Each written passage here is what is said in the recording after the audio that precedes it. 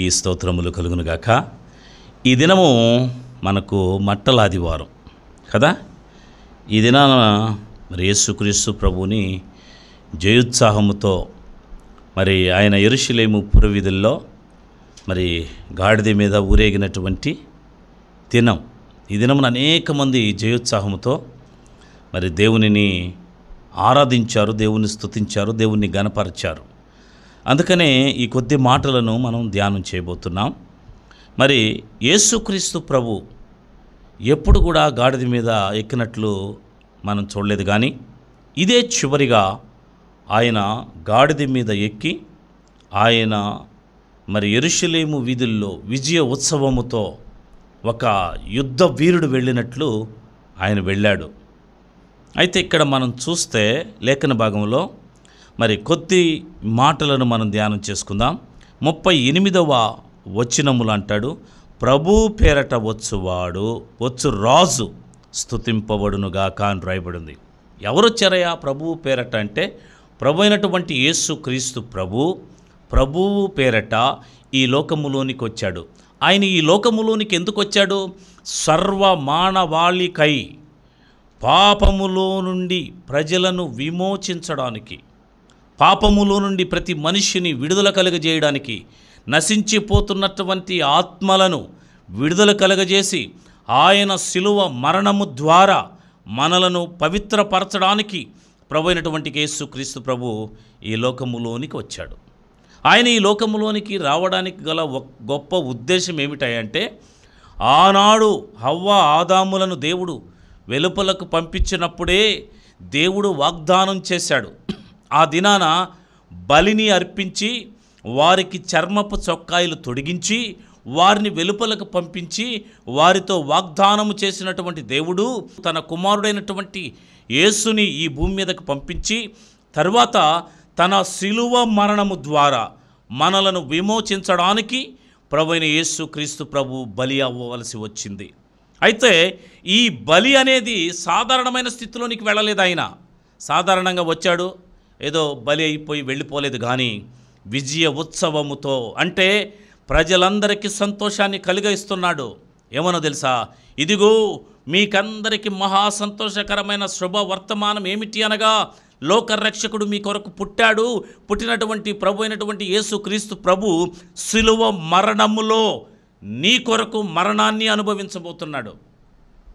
శిలువలో ఆయన మరణిస్తాడు. శిలువ శాపగ్రస్తమైనటువంటిది.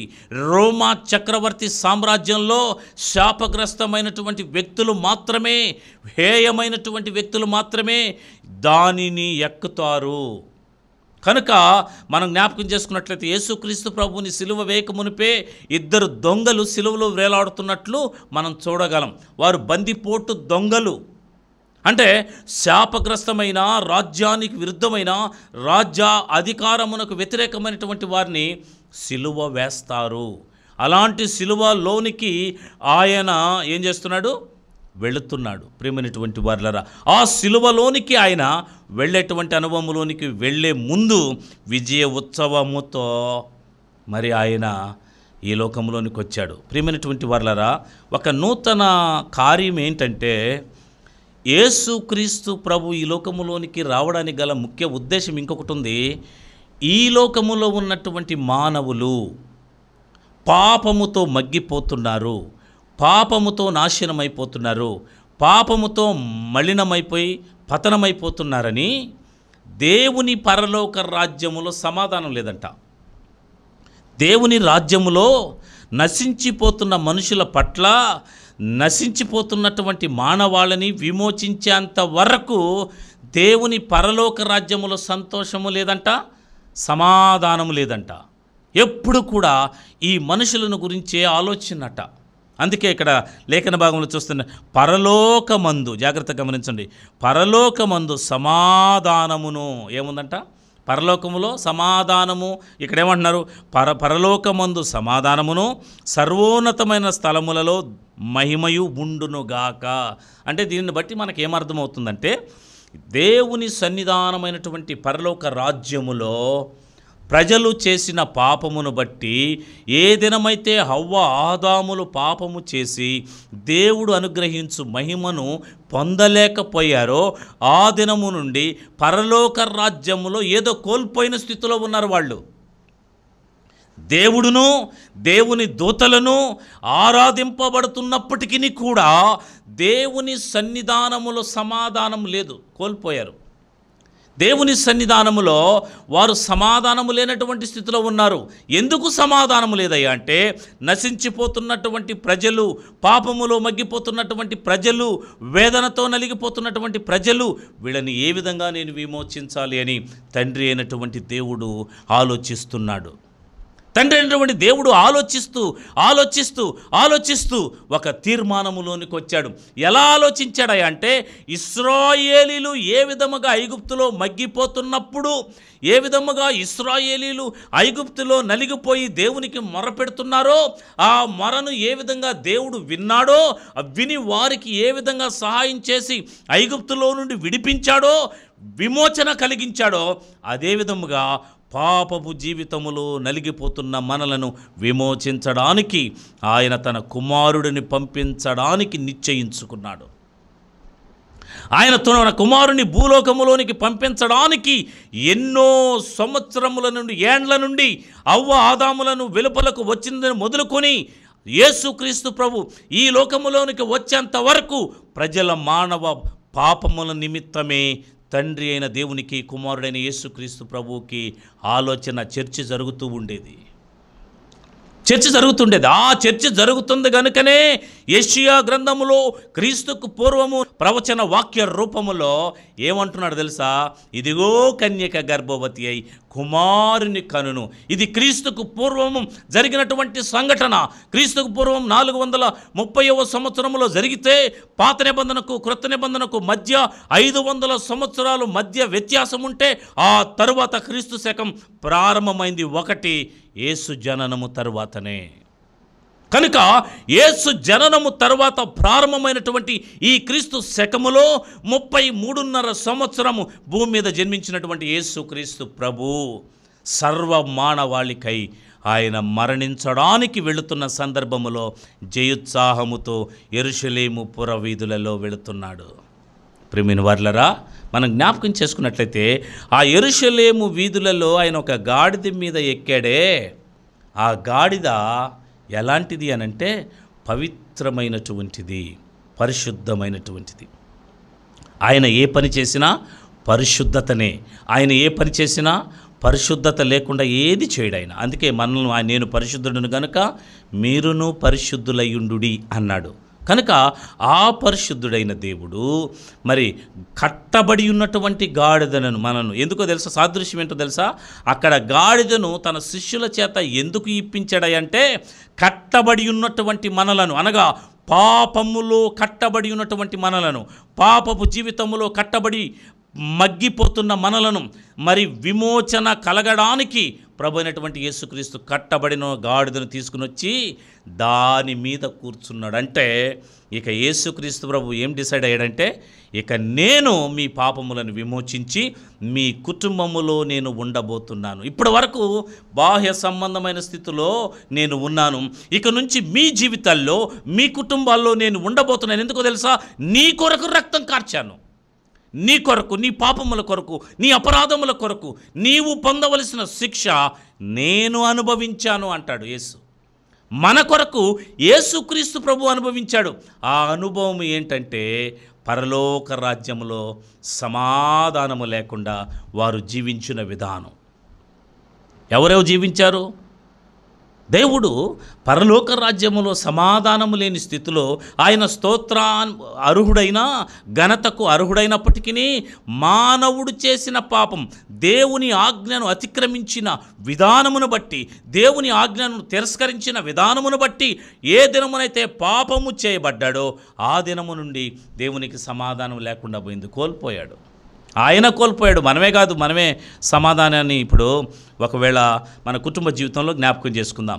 మన కుటుంబంలో మన బిడ్డ తప్పు చేశాడు అనుకోండి, బిడ్డే శిక్షను అనుభవించడో, తండ్రి కూడా అనుభవిస్తాడు. ఎందుకో తెలుసా?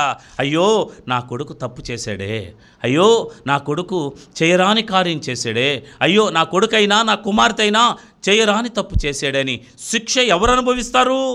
కుమారుడు ఒక ప్రక్క అనుభవిస్తున్న కుమారుని కంటే ఎక్కువగా తండ్రి అనుభవిస్తాడు. కన్నవాడు కనుక ఆ శిక్షను అనుభవిస్తాడు. ఆ అనుభవించేటువంటి శిక్ష బాధ ఎవరితో చెప్పుకోలేడు. ఆయన చెప్పుకోగలడా? తండ్రి ఎవరికైనా చెప్పుకోగలడా నా కుమారుడు ఎలా చేశాడని? చెప్పుకోలేడు. ఎందుకంటే హృదయములోనే వేదన పడతాడు, హృదయములోనే అంగలరుస్తాడు, హృదయములోనే నలిగిపోతాడు. ఆ నలిగిపోతూ ఉన్నటువంటి దేవుడు మనల్ని విమోచించడానికి భూమి మీదకి తన ప్రియ కుమారుడైన యేసుక్రీస్తు ప్రభువుని పంపించాడు. ఆయన విజయ ఉత్సవముతో ఈ దినమున పురవీధుల్లో, యెరూషలేము పురవీధుల్లో ఆయన యేసుక్రీస్తు ప్రభు స్తుతింప సర్వోన్నతమైన స్థలములలో దేవునికి మహిమయు, ఆయనకిష్టులైన మనుషులకు భూమి మీద సమాధానమును కలిగించడానికి సమాధానాన్ని కోల్పోయాడు. ఆయన సమాధానాన్ని కోల్పోయి మనకు సమాధానాన్ని ఇచ్చి ఆ కోల్పోయిన సమాధానాన్ని మన ద్వారా మరలా ఆయన పొందుకున్నాడు. ఆమేన్, దేవునికి స్తోత్రాలు. మనము కోల్పోయిన సమాధానాన్ని ఆయన మనకు అనుగ్రహించి తర్వాత ఆయన సమాధానాన్ని పొందాడు. ఆ పరలోక రాజ్యములో సంతోషం. ఎప్పుడైతే యేసుక్రీస్తు ప్రభు ఈ భూమి మీద శిలువ మరణము పొందుతున్నప్పుడట పరలోక రాజ్యములో విజయ ఉత్సవాలు జరిగాయంట. భూమి మీదే కాదు. యేసుక్రీస్తు ప్రభు ఈ లోకములో చనిపోయినప్పుడు పరలోక రాజ్యములో ఏ దినమునైతే ఆయన సిలువలో వెక్కుతున్నాడో, ఏ దినమున ఆయన సిలువలో వేలాడుతున్నాడో, తన ఆత్మను దేవునికి అప్పగించేంత వరకు ఇదిగో నా కుమారుడు సిలువలో ఉన్నాడు, ఇదిగో నా కుమారుడు సిలువలో మరణిస్తున్నాడు, ఇదిగో నా కుమారుడు సిలువలోను వేలాడుతున్నాడు అని అక్కడ దేవదూతలు తండ్రి ఉత్సవముతో సంతోషగానములతో ఉన్నారట. ఎందుకో తెలుసా? ఏ మనశ్శాంతినైతే నేను కోల్పోయానో, ఏ మనశ్శాంతి లేకుండా నేను జీవించానో, ఆ మనశ్శాంతిని నా బిడ్డలైనటువంటి ప్రజలకు ఇవ్వడానికి నా కుమారుడైన యేసుక్రీస్తు ప్రభు వెళ్ళాడు, సిలువలో మరణించాడు, వారి పాపములను కడిగాడు, పవిత్రపరచాడు. ఆయన తిరిగి లేచి మరలా నా దగ్గరికి వస్తున్నాడు. కనుక విజయ ఉత్సాహముతో మనమందరము ఆనందంతో ఉండాలని దేవుని రాజ్యములో ఆనందముతో అనుభవించిన స్థితిని వారు అనుభవించారు. ప్రియమైన దేవుని బిడ్డలారా, దేవుని రాజ్యములో అంత సంతోషం, అంత ఆనందం. ఎందుకో తెలుసా? ఏ పాపముల చేతనైతే నా బిడ్డలున్నారో, ఏ అపరాధముల చేతనైతే నా బిడ్డలున్నారో, ఏ దోషముల చేతనైతే నా బిడ్డలున్నారో ఆ బిడ్డలందరినీ నా కుమారుణ్ణి పంపించాను. ప్రియమైన దేవుని బిడ్డలారా, ఇంకొకటి చెప్పనా మీకు? యేసుక్రీస్తు ప్రభు శిలువ మరణంలోనికి వెళ్ళే ముందు మోషే, ఏలియాలు వచ్చి మరి క్రీస్తుతో మాట్లాడుతున్నారు. యెహోవా దేవుడు తన కుమారుడి నిమిత్తం మరి మోషే, ఏలియాను పంపించి నా కుమారుడైన మరి యేసు ఎంతో వేదన పడుతున్నాడు, ఎంతో బాధపడుతున్నాడు, ఆయన చెమట రక్తపు బిందువుగా మార్చబడుతుంది. మోషే, ఏలియా మీరు వెళ్ళండి, నా కుమారుని బలపరచండి అని తండ్రి సింహాసనం మీద నుంచి తన కుమారులను క్రీస్తు యొద్దకు పంపించాడు. వారు వచ్చి దేవునిని, యేసుక్రీస్తుని బలపరుస్తున్నారు. అయ్యా, నువ్వు దిగులు పడద్దు. కొద్ది క్షణాల్లోనే, కొద్ది గడియలోనే మన జీవితము సిలువలోనికి వెళ్ళబోతుంది. ఇదిగో నీవు తగ్గించుకున్నావు, బొచ్చు కత్తిరించు గొర్రె మౌనముగా ఉండనట్లు నువ్వు మౌనముగా ఉన్నావు.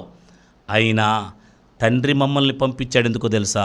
నిన్ను ఓదార్చడానికి, నిన్ను ఆదరించడానికి, నిన్ను బలపరచడానికి. అయినను ఎక్కువ రోజులు నీవు ఈ భూమి మీద ఉండవు, మరలా తిరిగి సింహాసనం దగ్గరకు వస్తావు, తండ్రి కుడి పార్శ్వమున నీవు కూర్చుంటావు అని మోషే, ఏలియాలు గెత్సేమనే తోటలో క్రీస్తుని బలపరుస్తున్నారు. బలపరిచి వారు ఇక్కడ నుంచి ఇన్ఫర్మేషన్ మరలా తండ్రి యొద్దకు తీసుకుని వెళ్ళి తండ్రితో మాట్లాడుతున్నాడు. ఇదిగో యేసు సిలువలోనికి వెళ్ళబోతున్నాడు, యేసు మరణావస్థలోనికి వెళ్ళబోతున్నాడు, యేసు సిలువ యాగముగా తన మరణావస్థలోనికి వెళ్ళబోతున్నాడు. కనుక విజయమే, ప్రజలకు విజయమే, మనకు సమాధానమే, మనకు సమాధానం. ఎందుకో తెలుసా? ఏ ప్రజలైతే పాపములో మగ్గిపోతున్నారో వారి కొరకు తన కుమారుడైనటువంటి నీవు యేసుని ఈ లోకంలోనికి పంపించి వారి కొరకు నీవు రక్తము కార్చావు. అందుకే ఆయన పొందిన దెబ్బల ద్వారా మనకేం కలిగిందంట? స్వస్థత కలిగింది. యేసు పొందిన దెబ్బల వలన మనకు స్వస్థత, యేసు పొందిన దెబ్బల వలన మనకు విమోచన, యేసు కార్చిన రక్తం వలన మనకు విడుదల కలిగింది. అందుకే యెహోవా కంట యేసుక్రీస్తు ప్రభువుని నలగొట్టుటకు యెహోవాకు బహు ఇష్టపడ్డాడంట. బాగా కొట్టండి నా కుమారుని, నా బిడ్డల కొరకే కదా, బయట వారి కొరకు కాదు కదా. నేనెవరైతే స్వహస్తాలతో నిర్మించుకున్నానో, నేనెవరైతే నా హస్తాలతో నిర్మించుకుని నా పోలికల్లో, నా రూపములో, నా స్థితిలో నేను నిర్ణయించుకున్న నా బిడ్డలు పాపములోనికి వెళ్ళిపోయారే, ఆ పాపములో నుండి విడుదల పొందడానికి నా కుమారుడినే పంపించాను. నా కుమారుడు వెళ్ళాడు, వారి కొరకు రక్తము కార్చి వారిని విమోచించి ఒక మాట అన్నాడు తెలుసా? ఇప్పటి వరకు మీకు దేవుని రాజ్యములో స్థానం లేదు, నేను వెళుతున్నాను మీ కొరకు స్థలము సిద్ధపరచడానికి, నేను ఉండు స్థలములో మీరు ఉండులాగునని యేసుక్రీస్తు ప్రభు సిలువలో మరణించే తరువాత చెప్తున్నాడు.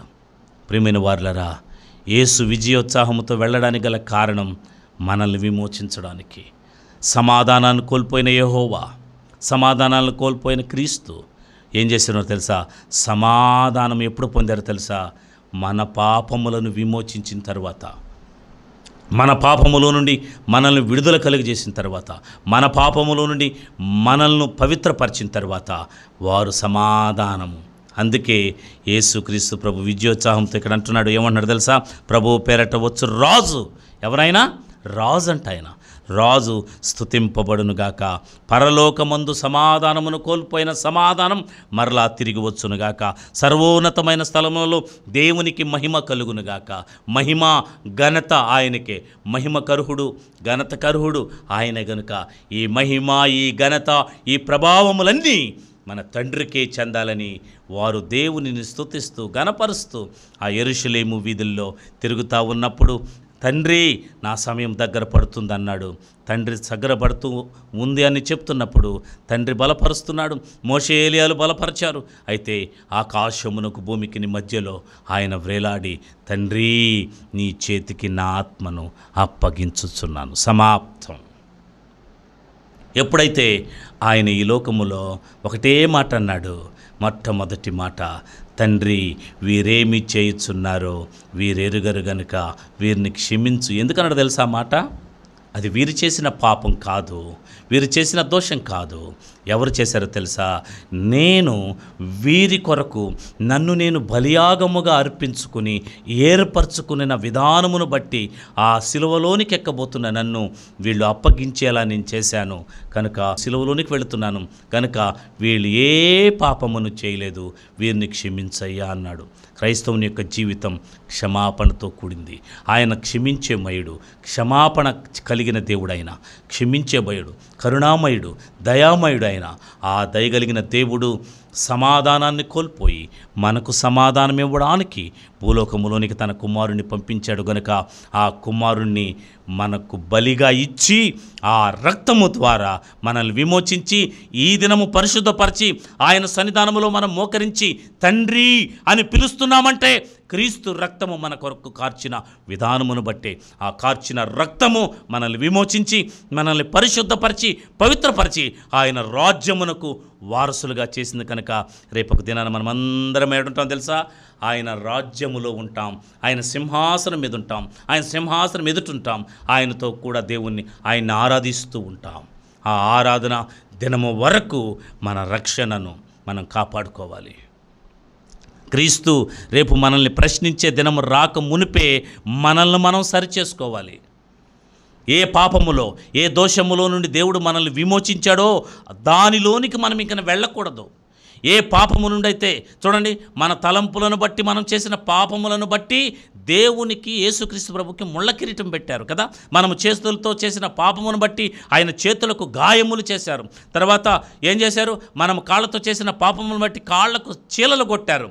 చివరికి మన హృదయములో మనము చేసిన పాపమునకు ప్రక్కలో బల్లెపు పోటు పొడిచారు ఆయన్ని. అన్ని శిక్షలు అంటే మనము దేనితో చేస్తామో వాటన్ని దగ్గర ఆయన బల్లెముతోనూ చీలలు కొట్టించుకున్నాడు, ముళ్ళ కిరీటం పెట్టించుకున్నాడు నా పాపముల నుండి విమోచించడానికి. కనుక ఈ దినమున ఆయన విజయోత్సాహంతో ఈ దినమున అనేక మందిరాల్లో విజయ ఉత్సవం, అక్కడ ఖర్జూర మట్టలు పట్టుకుంటే మనం ఈత మట్టలు పట్టుకుని ఈ దినమున గ్రామములైతే గ్రామములు, పట్టణాలైతే పట్టణాలు విజయోత్సాహముతో దేవునిని ఆరాధిస్తూ సంతోషంగా పురవీధుల్లో తిరుగుతారు. ఎందుకో తెలుసా? నాకు, నా కుటుంబానికి, నా దేశానికి, నా ప్రపంచానికి విడుదల, యేసు నా కొరకు మరణించబోతున్నాడు అనేటువంటి విజయ ఉత్సవముతో, విజయ డంకాతో ప్రపంచమంతటా దేవుణ్ణి ఆరాధిస్తారు. ఆయన శిలువలో కార్చిన రక్తం మనకు విడుదల కలుగజేసింది. ఆ విడుదల వలన మనము పరలోక రాజ్యములోనికి వారసులమయ్యాం. లేకపోతే మన పరిస్థితి ఎక్కట్లుండేదో.